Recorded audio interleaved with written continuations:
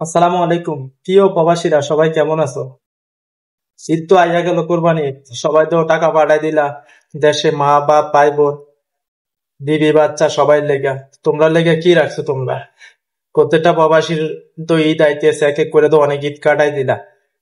তো ঈদের দিন কি খাইবা, কি আসো বিষয়, ওইটা খোঁজ খবর ওরা নিব কিনা জানি না, দেশের মানুষ।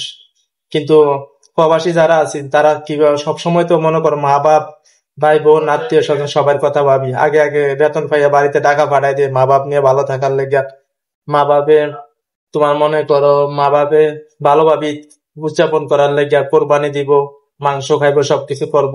তো তোমরা কি করলা? হ্যাঁ, এরকম প্রত্যেকটা প্রবাসীর গল্প শুনলে তোমরা হাসবা।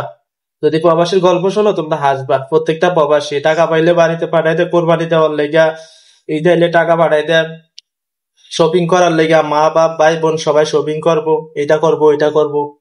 তো কে আর শুনে এই কথা? কারণ প্রবাসীরা শুধু একটাই টার্গেট থাকে যে ফ্যামিলি খুশি রাখা, মা বাপ ভালো রাখা, সবাই ভালো থাকার লেগে। ওরা ভালো থাকলে আমরা ভালো, আমরা মনে করি এটা। কিন্তু তারা তো আমরা খোঁজ খবর নেয় না। দিন শেষে আমরা এক ধরনের হতভাগার মতো হইয়া পড়ি। এ হইলো আমাদের অবস্থা। তো আমরা তো সবসময় দেশের কথা ভাবি, মা বাপের কথা ভাবি। তারা ভাবেনি আমরার কথা, কে জানে। যাও 3-4 বছর পরে যাও, গেলে বুঝতে পারবা ভাবে না না ভাবে।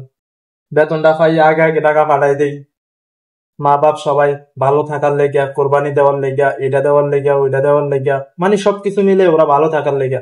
তো আমরা খুশিটা কে জানে? সোশ্যাল মিডিয়া ঢুকলে তো দেখা যায় প্রবাসীদের কষ্টের কথা। তো যাক, আল্লাহ ভরসা, হাল ছাড়বা না। ইনশাল্লাহ মা বাপরে খুশি রাখো।